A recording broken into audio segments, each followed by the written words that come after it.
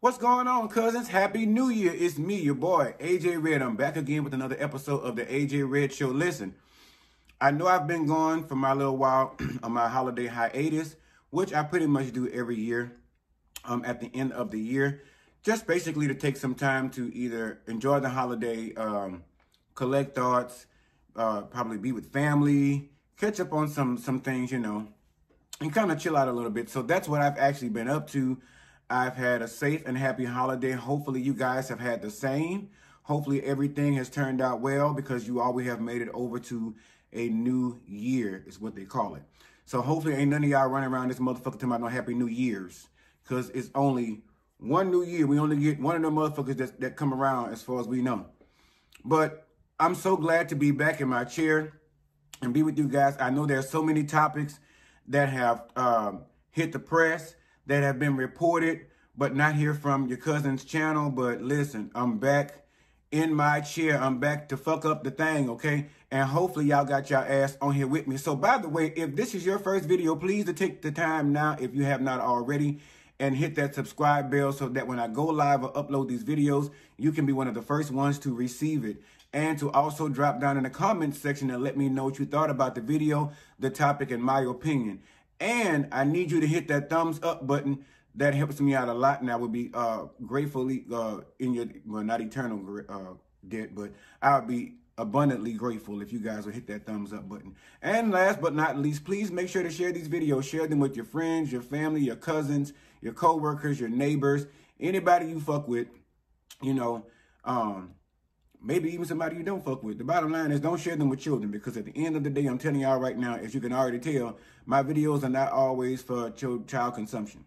So anyway, again, I'm back. Welcome back. Again, I'm so excited to be back. I've been doing so many things. I've been I've enrolled in school. I have a lot of things going on, but I had to make sure to get back on here in my timely fashion once my hiatus was over and get on here and talk to you guys and see what the hell was going on. Because I've been getting emails and in the comments section and in my DMs on my Instagram and other places and even phone calls asking where the fuck I'm at. So I am here. I am back to service the needs of your comedy pleasures and some, you know, maybe some news shit.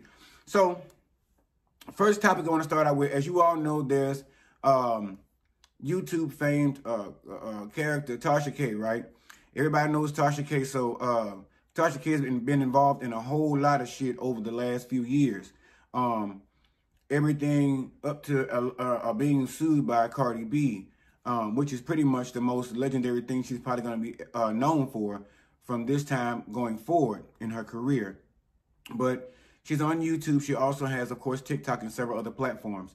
So yesterday I was watching, as I was scrolling through to get ready for today's show, I saw where she posted a video saying, get ready for this interview between Funky Dineva and Flame Monroe. It's going to be a lot aired out. We're going to, you know, squash some old beef and all this different stuff. Just a whole lot of bullshit. And she got everybody all hyped up for the show that was supposed to take place on Thursday. Okay. So I watched that. And this came very quickly on the heels of me now watching the Funky Dineva show that had been posted a few hours prior to Tasha K's post.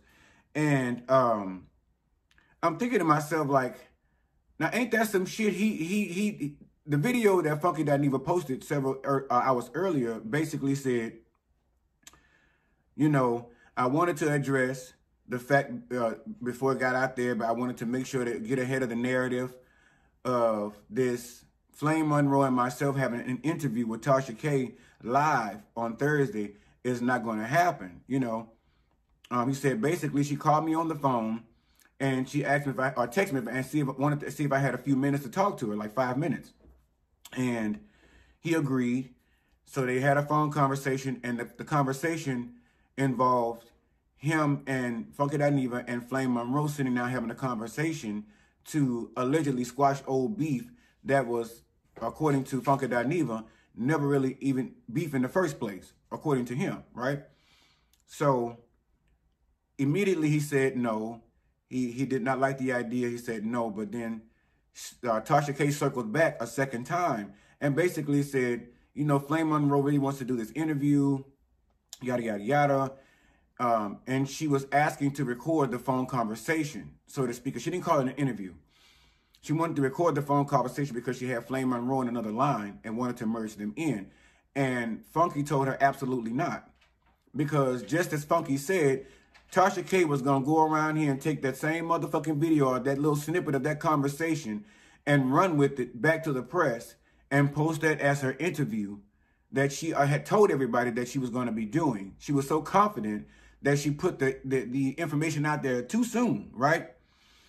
So he said he immediately shot the idea down, but he wanted to get out there and get in front of it to make sure that people understood that there was going to be no interview. There was going to be no conversation between he and Flame Monroe.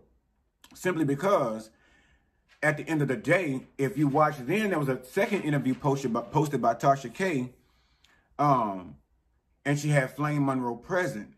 And Flame Monroe said something to the tune of, bitch, you had your turn, now it's my turn or whatever. So basically, just as Funky Dineva detected, Flame Monroe was not coming from a good place with this conversation that Tasha K all of a sudden just so happens to want to record between the two of them. So clearly, Funky Dineva's, his senses were on point, right? Later on, Funky Dineva did a live, which was last night, and reached 19,000 live viewers. And congratulations. I don't know if that's your highest views, Funky, but shit, I haven't seen a whole lot of them do it. So congratulations on that one. And rightfully so. People tuned in. Shit, I was sitting there. I had stopped my movie on Netflix and was sitting there tuning the fuck in what was going on because I wanted to keep up with the story. But anyway, nevertheless, Funky also again addressed that same issue on the live, and he pointed back to the fact of what he did earlier, basically solidified, you know, what he had said, what Tasha K had done in that video. And he said, sure as shit stank, when I took me a little nap and got up to get me a little snack or whatever and get myself ready to start getting topics together for my live tonight, I see a video surface and it's saying, you know, that they were supposed to do this interview and that it's supposed to be posting on Thursday. And he was like, sure as shit stank. The whole narrative spoke of everything. It reeked of everything that I thought it did, and probably even more that I don't even know about. And he was absolutely correct. And in the end, he decided to sever ties or any friendships or associations with Tasha K. Now, somewhere in one of those clips with Tasha K and when Flame Monroe was present, I think Flame Monroe referred to, what is it, Lawsuit Central or some shit, is what Tasha K need to name my show. Because, listen, Tasha, my thing is, it was for a while, I've watched Tasha K, and I kind of respected her work at a certain point to a certain degree, even though she had the shit that was going on with Cardi B. As I came into the fold, just watching her career unfold more, and myself going in to create a YouTube page, I still was trying to see both sides of she and Cardi B, right? Because we always know there's three sides. You know, your side, my side, and there's the truth. So, and ain't nobody really going to tell it the way it exactly went down, okay? Let's just be 100. So my thing is, I watched her career unfold, so I couldn't make that decision as to what it is to delete her and not watch her anymore or even... yeah, not watch her anymore. Because other people I was telling about her, you know, other bloggers and people that I met, we discussed these things and it came up in topic, and I would mention her name and people would just instantly get like upset. Like, I don't watch her. I don't like her. And I'm beginning to understand the reasons more and more as to why people aren't fucking with Tasha K. But of course, she has a fan base, right? She has a fan base, a very large fan base, larger than mine, I know for sure. So far, but I love y'all that's here, don't trip. But I'm saying, if we have to be honest, looking at the numbers, you know, Tasha K definitely is the most successful in this game right about now. You know, and shit, let's not forget, Funky Dineva is as well. Because part of the issue was when Funky Dineva was on Fox Soul, because let it be known, she announced that, man, Funky announced that he would not be on Fox Soul this new season. And he got ahead of that early on and posted a video about it and addressed all possible rumors and scenarios that could, come about. Here recently, Flame Monroe has been sitting in that seat. Now, there was a conversation that Funky let us in on and said that they were mentioning bringing Flame Monroe on, I think as a panelist or a guest or something like that. And Funky said something to the tune of, not as long as I'm on the show. And that got back to Flame Monroe. So ever since Flame Monroe's had a chip on her shoulder when it comes to Funky Dineva, and because she made that comment, right?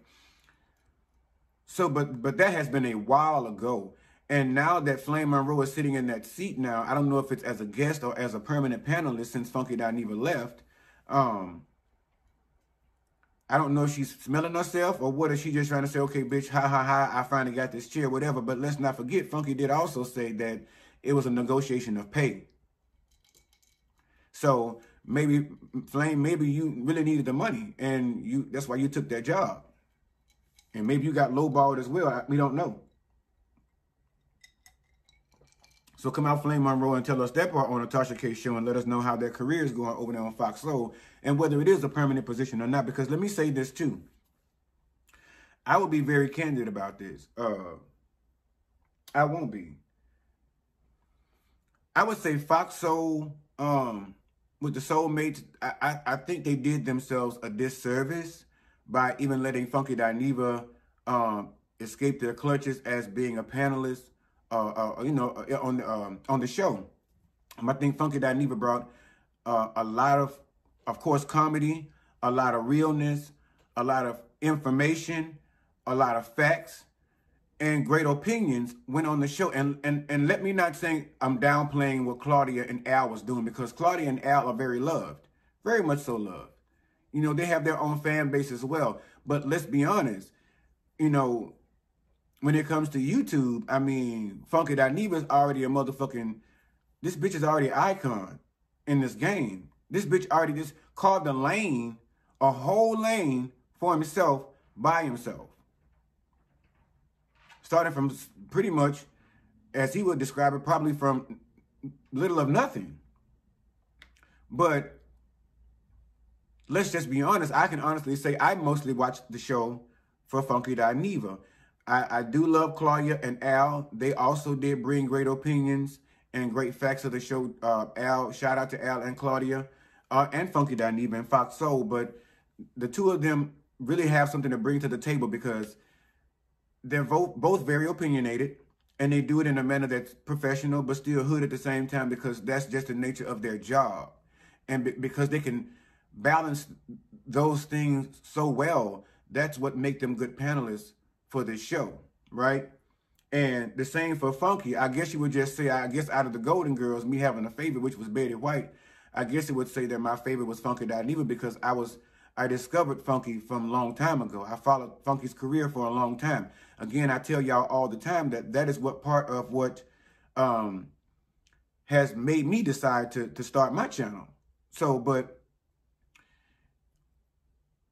nevertheless, it's just the fact that Tasha K and this pixie cut is starting up too much motherfucking mess in the community. And a lot of it basically says, now we have to go back like, a district attorney and look at all your files and all your cases and see the ones that you put out here and presented before us, and those that had an outlook as to where we didn't have solid evidence. We got to comb over your shit, because it seems, Tasha K, that you like putting out false narratives and not just that, but starting up old mess. Like you sitting there talking about you, this older woman in your 40s, and you have children to raise and a career to run. I mean, are you trying to be the new Wendy Williams? I mean, I don't understand, because there's supposed to be a code of us that Funky has pretty much followed, and I've tried to follow it myself, to not go after or insult our fellow bloggers on YouTube. But you seem to have like no motherfucking morals, bitches. Like you just, everybody is fair motherfucking game to you. And it's like, bitch, there's no honor amongst thieves. And therefore, eventually, you're going to find yourself in a place cast out on an island all about your motherfucking self.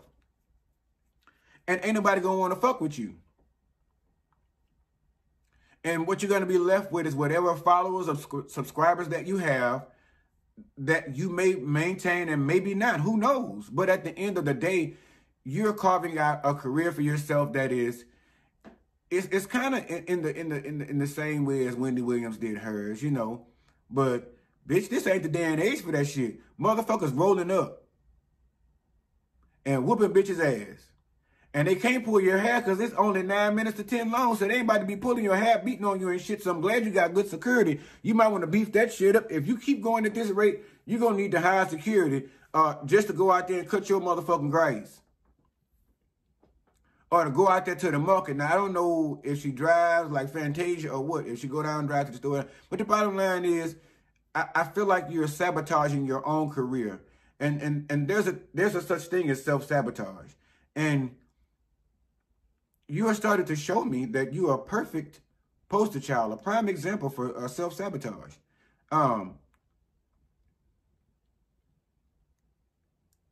Leading from that over into recently, right before she started all this motherfucking mess between try to start all this mess between Funky Dineva and Flame Monroe. Because I'm going to probably be on here talking about this shit for a minute because I'm sitting there, I'm day drinking now. So it is what it is. So speaking about interviews and Tasha K, she did another interview prior to that with Lord Child, look, the one and only Messy C. Y'all know Messy C, he's over there on Tubi. For some of y'all know it as Tubi. He got a show over there. And of course, he's on Instagram and a couple other platforms with a bunch of fuckery and foolery and bullshit. And let me just tell you, when you pay for a motherfucking clown, a real good clown, like a real good clown comedy act, a lot of the times you don't really get your money's worth, you know, because everybody ain't worth it. But I don't know what she paid Messy C to come over there and do that stupid ass interview, but that's the kind of bullshit I'm talking about. You sitting over there exploiting the dumb gays, because that's the fuck who you over there dealing with, because all of us don't fuck around and play like that. You know what I'm saying? The interview went something like, I seen little snippets because I ain't finna go over there and become no motherfucking member to watch the bullshit. But at the end of the day, I saw some stupid shit like him talking about he likes stuff in his mouth. And when he go to prison, he went with that fake booty. And was just standing up there in the prison, letting the bubbles and the suds run down and shaking it for the niggas to look at. Talking about if there was any such thing as a husband in prison. All kind of bullshit. She even asked him about the situation between where he dumped that woman and married that man instead a couple of years back, and they ain't last no longer than John stayed in the motherfucking army. She asked him about that too. And if you go look at any parts of that interview, it just screams stupid. It screams dumb as a motherfucker. I almost drew a blank there because I think I channeled the same motherfucking energy that was going on set over there. You know, fucking around between the two of them. My thing is people like him that sit around here and say that you want to help the LGBTQ community and all this different shit here, and you get out there and act like a motherfucking fool like that and make these give these kind of stupid ass answers to people like Tasha K ain't doing shit but asking you to dance for a few motherfuckers for 30 pieces of silver, bitch. 30 pieces of silver is what you over there dancing for. And all this money you say you make, and you with all the businesses you have, I don't understand why there would be an option to go over there and talk to her and have such demeaningful questions asked and such ignorant motherfucking degrading answers to those questions. It's like, and when he's called out on this shit, he always says shit like it's the character, it's this, it's that. It's like, you motherfucker, that can't be no kind of character you keep saying you want to try to model for your motherfucking son and your daughter that you have coming up behind them. We all see that clearly. You ain't got no business with no children. And if you is, somebody to get a hold of your ass and make you take some parenting classes, because there ain't no motherfucking way you over there with all that motherfucking bullshit, doing all that old stupid ass ignorant shit, talking to Tasha K stupid motherfucking ass, letting her just pump you for information just to make you look fucking stupid as a black gay man. That's all the fuck you was doing.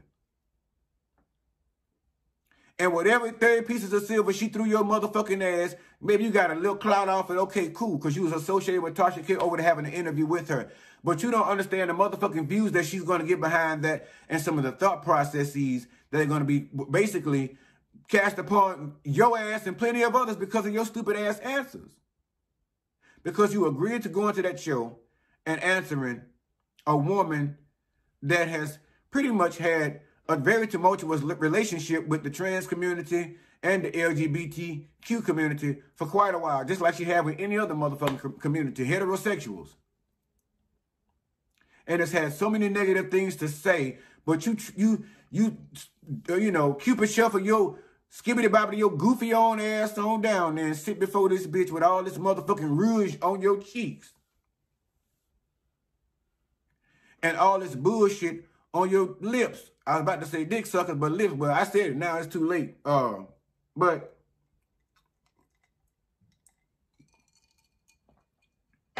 it just goes to show, nowadays people will do anything for $1. Anytime you gotta get on that show and talk about your naked ass, and you talk about you got kids to raise, you want I want to be an example for my son. You a goddamn lie, motherfucker. Because at the same time, your son is watching the same bullshit, and you got him in the clubs and the goddamn juke joints and shit, got him learning how to twerk and twizzle and do all the ratchet shit. Listen, that might be okay for birthday parties and Christmas things and stuff like that, family gatherings and whatnot. Why don't we see something messy with you showing your son how you run these businesses? How to be a boss. How to get this money. Not how you out here acting no motherfucking fool, telling everybody how you like sucking dick and massaging and rubbing your ices and all that and taking stuff up there. That's cool. You shouldn't be out here trying to get famous off of, you know, telling everybody about your sexual proclivities. You may well get an OnlyFans page for that, and that's probably going to be the next motherfucking thing, because you about to break the next glass ceiling.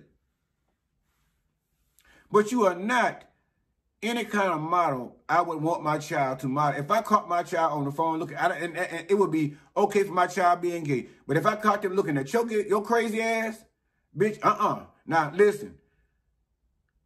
I tell my kid real quick, we got some rules in this community, and we're gonna be some good peoples. You're gonna carry yourself well.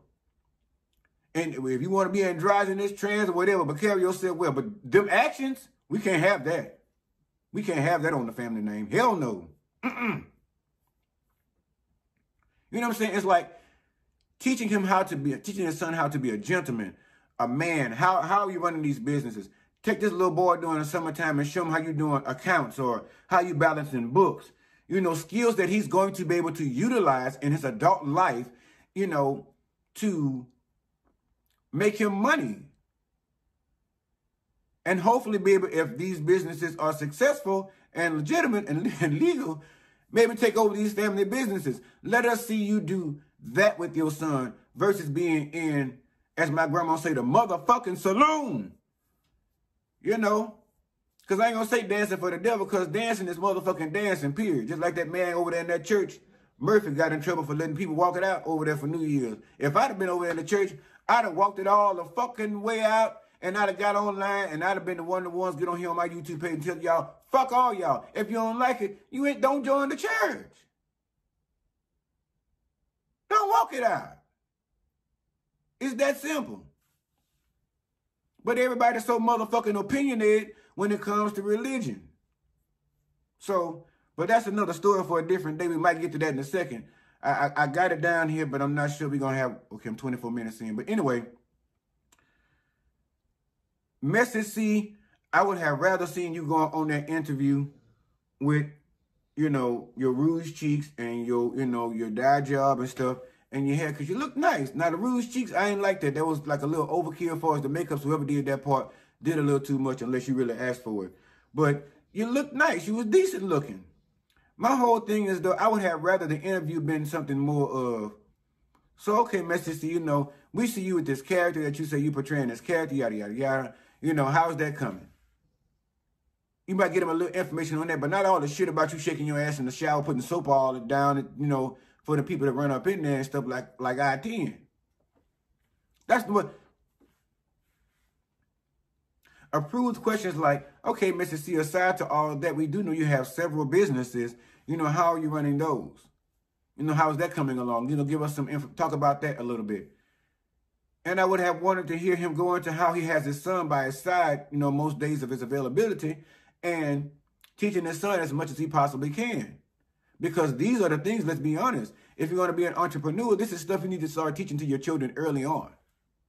Especially if you look forward to keep moving forward. Those are the kind of things we as the gay community want to see. We don't want to see you out here telling these people what you're doing behind closed doors. At least not in that sense. You know what I'm saying? So sit your motherfucking ass down. You know, you and Tasha K both together just, to me,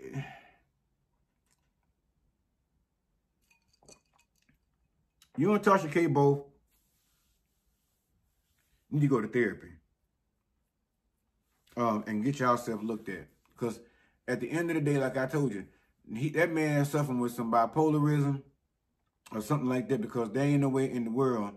And like I told you, I've known him personally for a while. We haven't been in contact for years. But it's the same as then. It's like there's Dr. Jekyll and Mrs. Hyde. It's like there's days he can get on a motherfucking interview and speak so eloquently sometimes, but still so fucking hood and ignorant, you know. But then there are some days it's just like, and most days, unfortunately, when he get on there and he just spaz the fuck out, and I don't know, he needs a PR agent. Let me be your PR agent or something. Call me up since you're doing so well. Put me on the payroll for the PR, honey.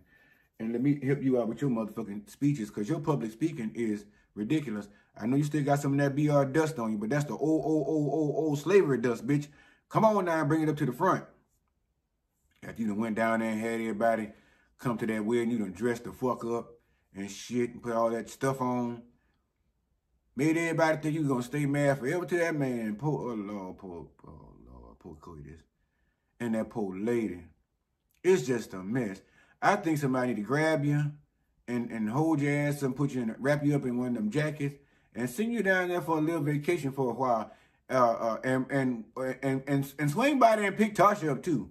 Because she seemed to have something going on. I don't know what the fuck it is, but maybe they both got some multiple personalities going on up inside their head. But we need to get down to the bottom of it. They talking about they wanted to see Jeffrey Dahmer's brain when he died. Shit. I hope Mr. C and Tasha K donated their body to science, because Lord say the same. I be around to see when they pull them things out of there. I'm going to be advocating for, let's examine that brain and see what the fuck was the glitch up in the switch, you know, that caused this bitch to act a goddamn fool so much all the time, because something clearly was wrong. Something is wrong. Something is wrong.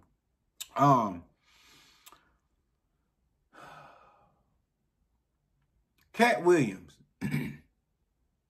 Katt Williams had been going around.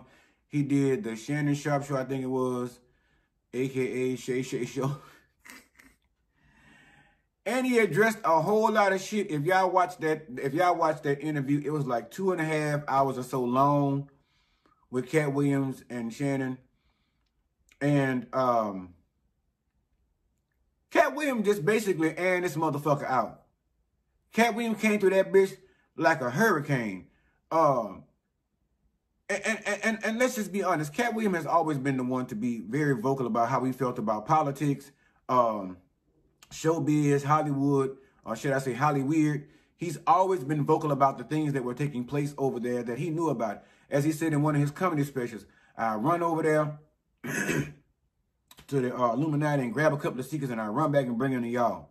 And he said it comically in that moment, and he used some other stuff to kind of cover up what he was saying. But on the back end, he always resurfaces at some point in an interview or on one of his platforms, and he tells you what the fuck it is.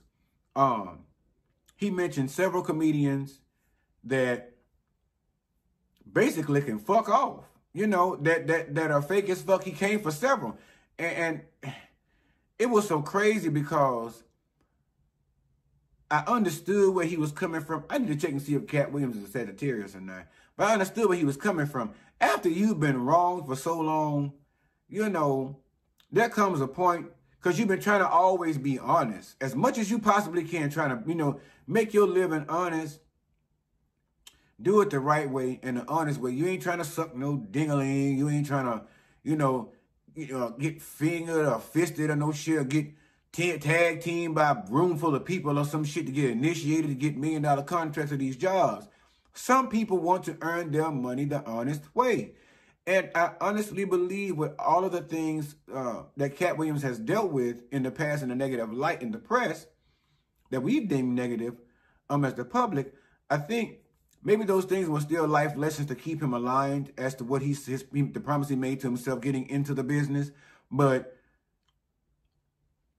he aired that motherfucker out. He talked about Steve Harvey, old Herbert Harvey Hoover, the mustache wearing ass. He talked about Cedric the Entertainer, hard belly ass. He talked about Ricky Smiley, skinny ass Santa Claus playing ass. He just let a lot of them motherfuckers have it. Now let's run down and listen and see what I can possibly remember, because I ain't that old of a gentleman, so I should be able to pick up plenty of shit because I watched this interview a couple of times. Now let's start with Steve Harvey, because I think that's who I got the most fire my breast for at this present moment when it comes to the comedian world. He was saying, you know, basically Steve Harvey stole his story. You know, he wasn't no goddamn 13-year-old homeless on the street and shit like that. He said that was my story. He said Steve Harvey was already doing tours and shit with other comedians, making, I think he was saying $5,000 or $3,000 a tour or per gig or some shit like that. He said so he was never homeless. He said the same story that motherfucker told us with Marjorie, how she held him down and had him become the man he was that present day that he all presented himself to us then. You know, he give all honor and grace to her. Same as he did as the wife before that he divorced and did like a motherfucking dog. Like I told y'all, when I looked into Steve Harvey's past and saw some of the shit that he has done and responsible for and the way he like to respond to shit, and now hearing some of the backstory and shit from Katt Williams as to, I can see why Steve Harvey would be jealous of Bernie Mac. I can see why. Because, come on now, let's all agree, Bernie Mac was the motherfucking funniest. You know, he was the funniest of them all. Period. Hands down. And Katt Williams, you know, he said how Steve Harvey was jealous of him all the time. And I could actually see that, because at the end of the day, when I was ranking them back then, looking at it, they would always pretty much bring out Bernie, like he said, for the most part first, which Bernie didn't give a fuck, because at the end of the day, Bernie was going to rock the motherfucking crowd, because he said, I ain't scared of none of you motherfuckers. He ain't scared of none of you motherfuckers. He came out there and did what the fuck he was gifted to do on the motherfucking stage. He delivered every motherfucking time. Steve Harvey come out there with the Montgomery motherfucking bell-bottom pain song. You know, he'd do a couple of bits or whatever, but it's nowhere near as funny as Bernie. And Katt Williams spoke about it. He said, in all reality, Kings of Comedy tour was Steve Harvey's tour. They just named it Kings of Comedy for lack of any other information that had to be explained. He named it the Kings of Comedy Tour. That's why he wanted to go last, because he wanted to close out the show. And usually that sounds about right. The last one usually is the grand finale, especially when it comes to a tour, because everybody else is considered as an opening act. And so as we saw it, that's kind of how it went, as I kind of remembered in my memory. But that's when he thought, I guess at some point he figured maybe Bernie would have a problem with that, because he was an opening act. But again, Bernie had so much confidence in his ability to do what he was so gifted to do, which was rear your motherfucking ass the moment he stepped on the stage and lock you into laughter the entire time, to where pretty much anybody after him didn't make any fucking difference. He should have been the closing act. Let's just be honest. If Bernie Mac was still here today, I would agree with the Katt Williams. If Bernie Mac was still here today, the rest of them, Cedric the Entertainer, Katt Williams, Bernie Mac, shit, I'm drinking too much. Steve Harvey and all the rest of them dogs, you know, they'll still be pretty much underdogs when it comes to the love of the audience and the community and the fans. Now, I got a question for y'all. In this, and I want to see this shit down in the comments. I need the comment section to be on fire with this one. Who do you all think will be the king of comedy in today's time? As of today, this very moment you see that you hear this statement, who would you name as the king of comedy? I want to see that shit in the comment section.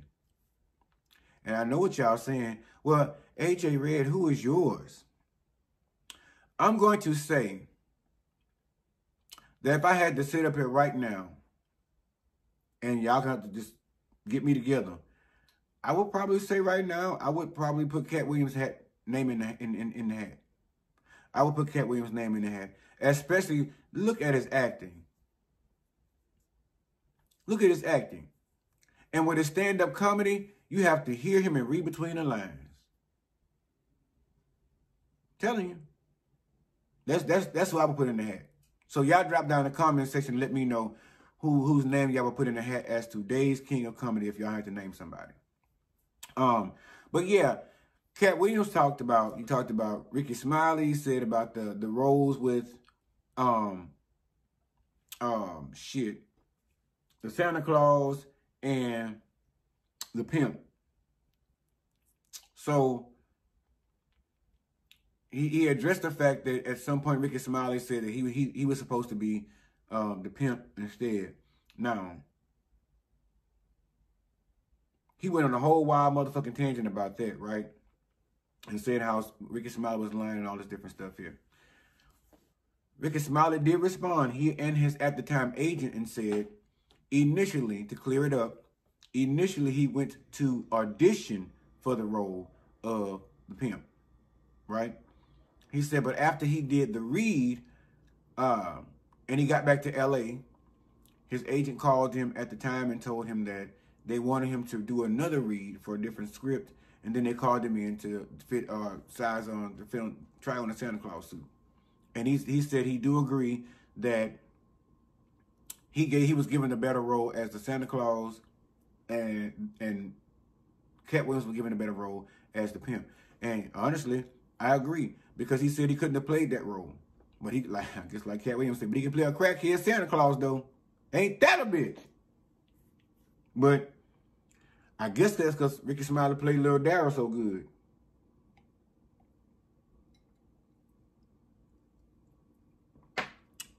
Anyway, but Katt Williams, like I said, he's one of those philosophical ones, but he's also funny as fuck. It's just that you're listening to him and you're reading in between the lines. But is he right for airing out these motherfuckers and tell them how he feel and putting it out there? Maybe. Maybe not. But the internet has been motherfucking blazing with his content and his interview over there with Shannon Sharp. And if you have not seen it, you need to go over to Shannon Sharp's channel and watch it, because I guarantee you, you're in for a treat. And if you have or haven't, or when you do watch that video, let me know how you feel about what Katt Williams did. Because Katt Williams, he dogged the fuck out of a bunch more people. But he did it using facts. So, but I mean, I've never been a big Katt Williams fan like that, but I mean, I've liked him. I've watched everything he's put out. I've loved him in movies. I've loved him in movies. When he told that man to listen deaf or some shit like that, put them glasses on and listen deaf. What it was, First Sunday, that shit was funny as a motherfucker. And that wig they gave him was, listen. But anyway, what else am I talk about on this motherfucker while I'm on here? 39 minutes in. Y'all, I don't know if TD Jakes was eating the peach cobbler or not, because y'all keep asking me that shit. If TD Jakes was involved with Puff Daddy, I don't know. I think the answer might be yes, because some of TD Jake's answers have been just so geared towards some scripted shit that a church person would say when they're caught doing something, if that makes any sense. It always sounds like, oh, there's no grace, that nothing God can't do, or no grace, no sin too great, and if a man can be, you know, pardoned of his sins and all that stuff. Now you're preaching that stuff because you need to hear that shit on the internal and the external. So, you know, I'm because I got on here, y'all, to do a whole video at one point when it hit with TD Jakes, with his peach cobbler and all this other shit with TD Jakes affiliation. I got on here and I got 10 minutes into the video, y'all. 10 minutes into the video, and it was so much going on I was cracking myself up, okay? But it was so many things that I had said in there that I felt like could possibly get me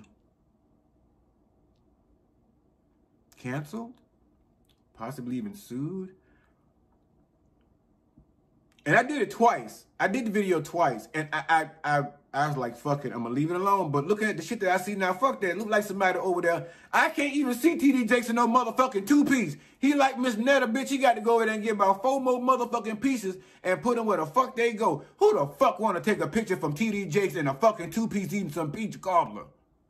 Who the fuck would do some shit like that? And I got one message for Puff Daddy. If you into some freak, fragilistic, dokey ass, funky ass, freaking shit like that, something's wrong with you, because there ain't nowhere in the world. Let me tell you, I was eating something the other night, and I heard something on TikTok, and I heard Chris Brown crazy ass to my, he be walking around the house and all he said now is, have you ever been swallowed? Anybody ever been swallowed up?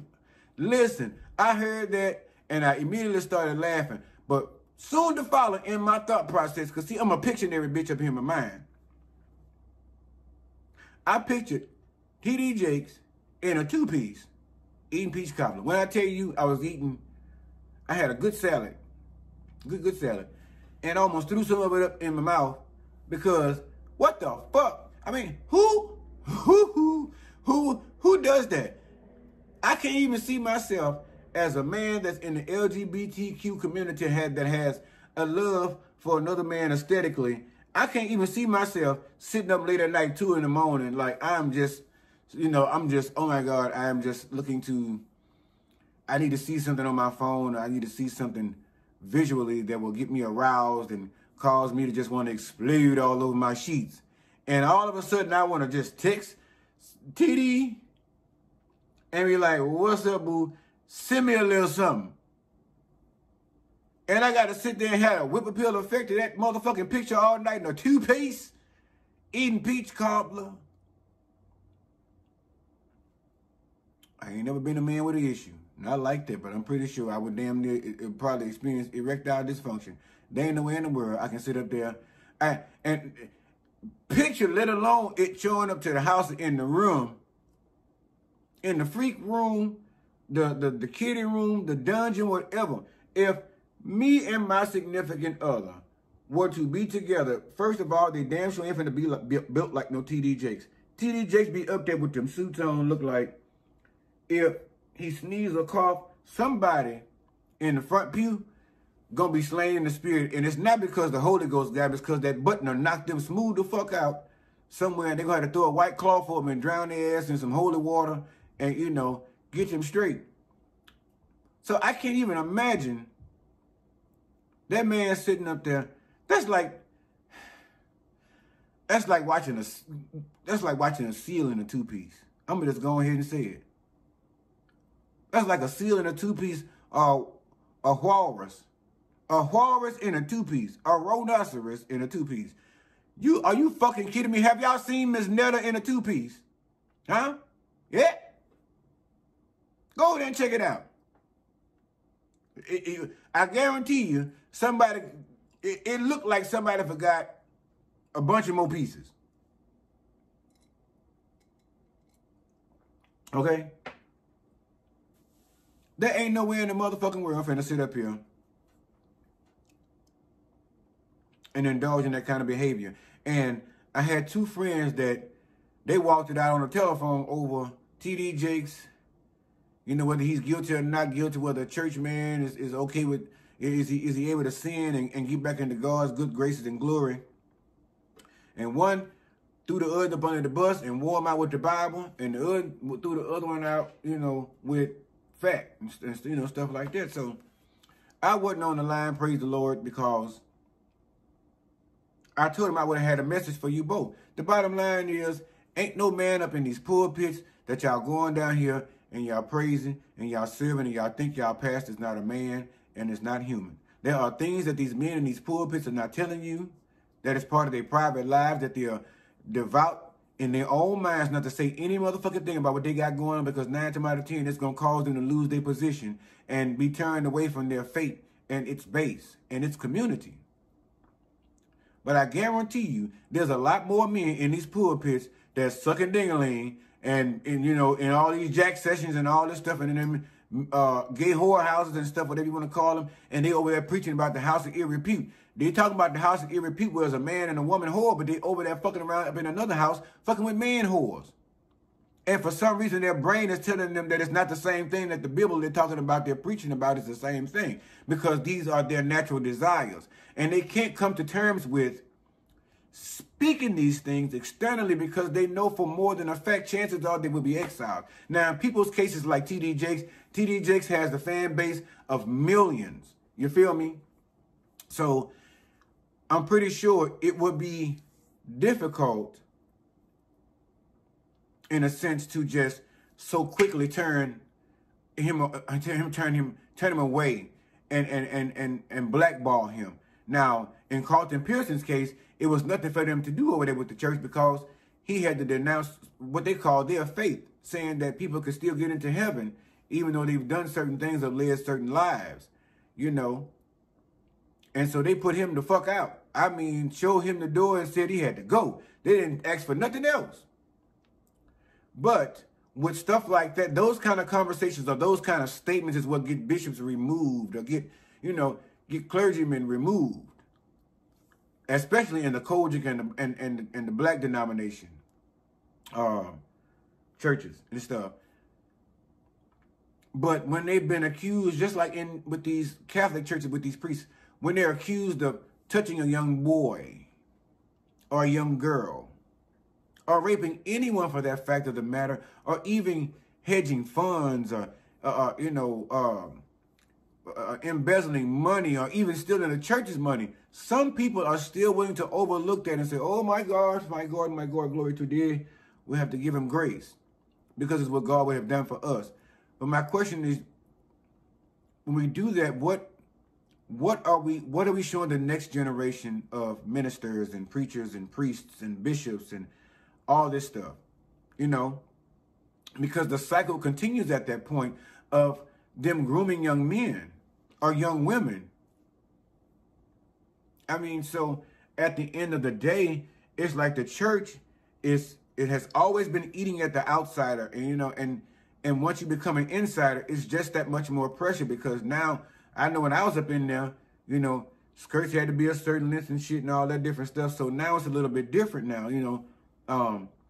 The girls that were able to come up in there, you know, half the time the reverend can't get the Holy Ghost because he's looking at a thigh in the audience, or breast.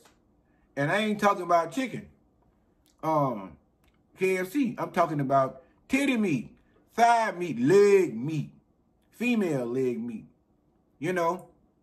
And I think these are the reasons, again, why they wanted you to come in there covered up, because you distracting the goddamn way. But again, there's preachers that are going into you ain't never seen no shepherd go into the fields and fuck none of the sheep. You ain't never heard tell, not I didn't. If anybody know about it, drop down in the comment section and let me know. But I ain't heard nowhere in the Bible where the shepherd has ever fucked any other sheep. He ain't never fucked nothing in the flock.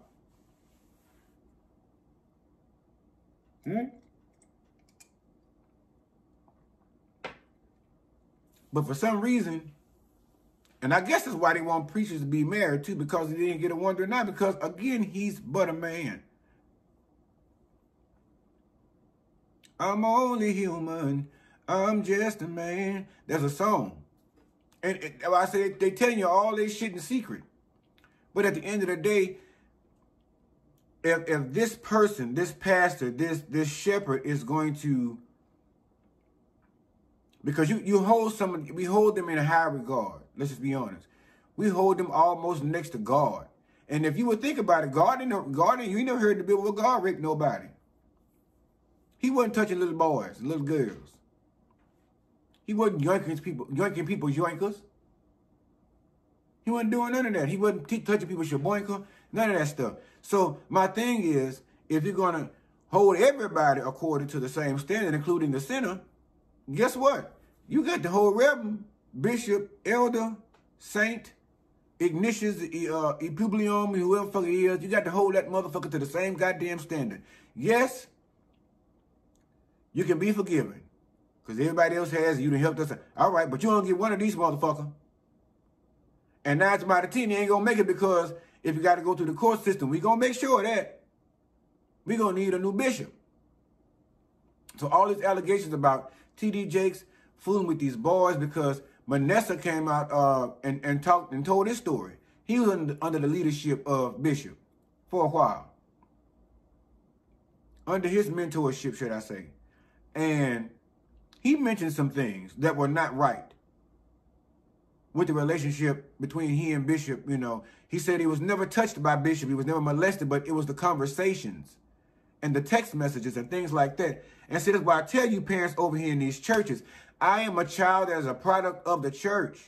My grandfather was a minister. My mother was the head of the choir. She was the choir director for years, up until just a couple of years here recent. My grandmother was the mother of the church on both sides.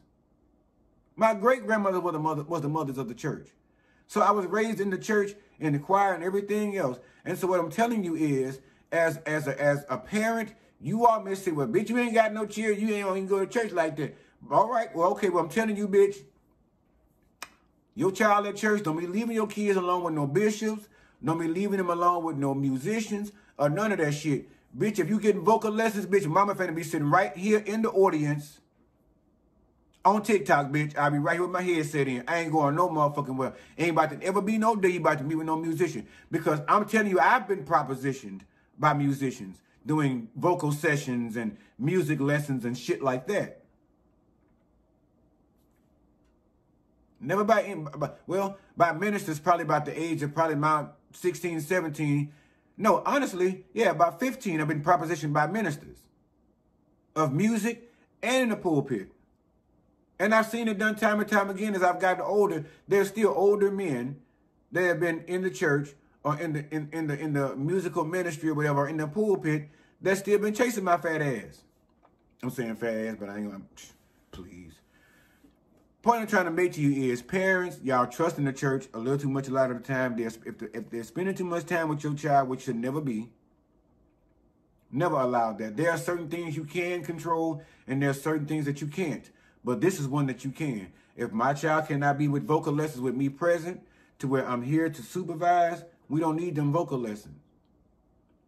You have to make that time, because I'm telling you, you saying you want to protect your child, this is a part of protecting your child. That's everything with ballet classes and all that shit. Football, listen, bitch, I'm coming. I'll be right there. And the moment I see you lay a finger, that's the time you motherfucking missing one, bitch. It's that simple sometimes. And I know it's hard to be a parent, but parenting is one of the hardest jobs in the world. I think parenting is the hardest job in the world. I think that's why some people just done check the fuck out of it. And, you know, took an early retirement, because the way these kids growing up, seemed like the parents that took early retirement.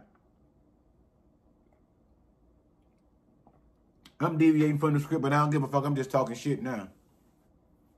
Because I watched an interview with a gentleman. The motherfucker was, he said he was 32. He was 32. He said the mama, his mom, was 46. Her mom was 66. Her mom, no, I'm lying. her mom is 66 and 46, 66, and then her mom was somewhere around about 78, some shit like that. So I mean, the good part about it is there's a lot of generation of women that are still there living, and there's a legacy to pass down to the kids, the next generation, are plenty. If any wisdom to be given that's going to be useful. But it just seems like now some of these, it's just children having children and they're not held accountable. And it's not all the same cases, because some not having them because they want to. But I'm talking about the ones that's out here running fast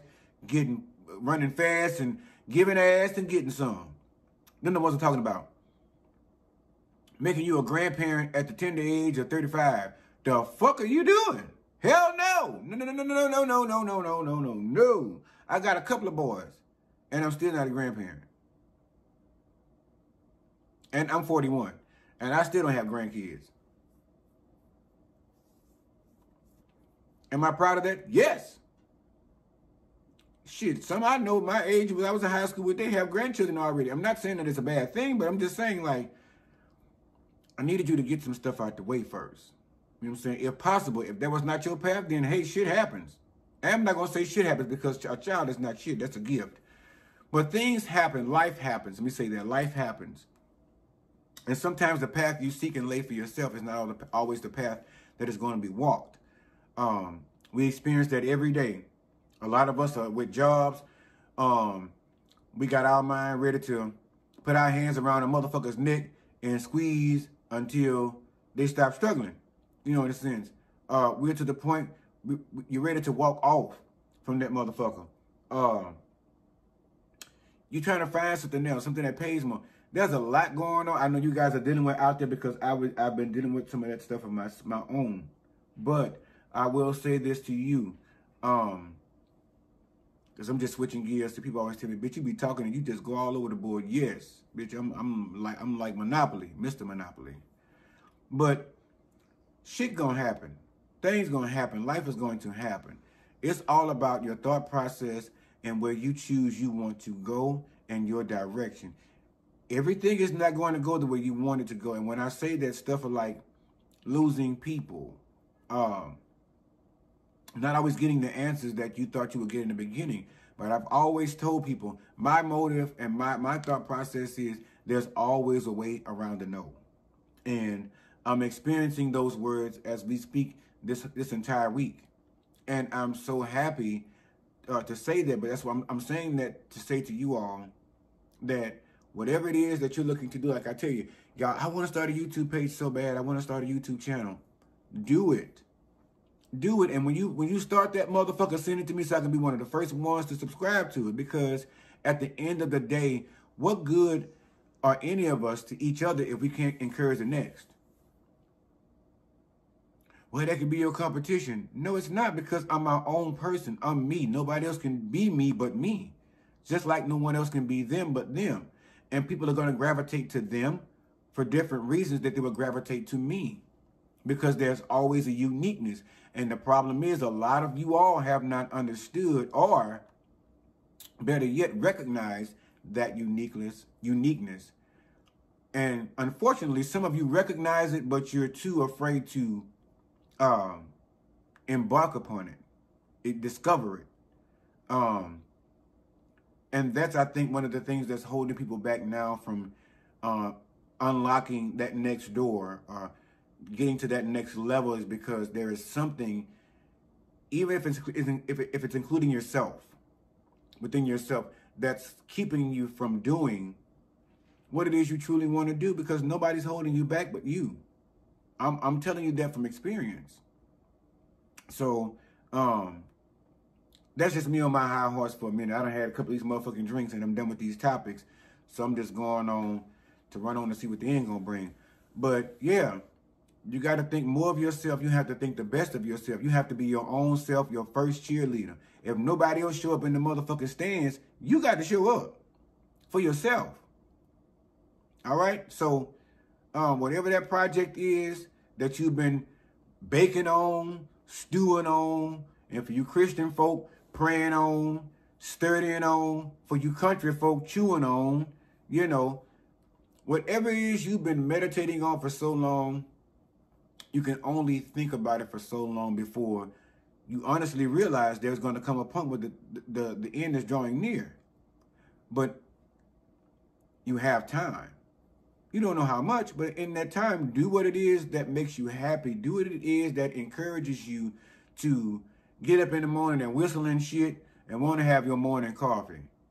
You know, want to skibbity bop your ass out the door or get your ass behind this camera, you know, or whatever it is that you desire. You want to do something, because I heard somebody say, if you do what you love, you never work a day in your life. And this is one of the things that I love. So I don't feel like, even though I'm having to gather topics and put on my best personality or whatever have you, and get on here and do all, it's still a joy to me, among other things. But it's just, do what makes you happy, and get your ass up right now, whatever it is you're thinking about, and start figuring it out, studying it, and do it. Like Nike said, just fucking do it. Because at the end of the day, nothing failed but a try. I'm 41 years old, and if I told you the shit I accomplished just this week alone that I haven't gotten together in a number of years, you'd be amazed. So 56, 46, 41, whatever, 30, whatever. Never too late. So anyway, that is my spiel for today. I'm going to try to always give y'all something inspirational, because I love you guys so much, because you support me in the way that you do. So I want to make sure I give you all something for free, which is love, honey. And it don't cost a thing. So with that being said, let me wrap this up. If this is your first video, please go ahead now and hit that subscribe bell to make sure that when I upload these videos or go live, you can be one of the first ones to join me, and to drop down in the comments section and let me know what you thought about the topic. Let me know what you thought about my opinion, and also hit that thumbs up button. It would be greatly appreciated by your boy. And last but not least, please make sure to share these videos. Share them with your friends, your family, your other cousins, your next door neighbors, your co-worker, but do not share them with children. Share them with someone you love. Share them with someone you like. Share them with someone you know. Share them with somebody you don't know. Share them with some motherfucker you love. Share them with some son bitch you don't give no fucks about. Because 9 times out of 10, if y'all don't like one another, I'll be a good conversation piece in between all that. So anyway, until the end, last but not least, I love you guys so much. First and foremost, love on yourselves always first, and love on those who give you the same in return, because we ain't got time for no lanyard. All right, to the next video, y'all. Love you guys. Peace.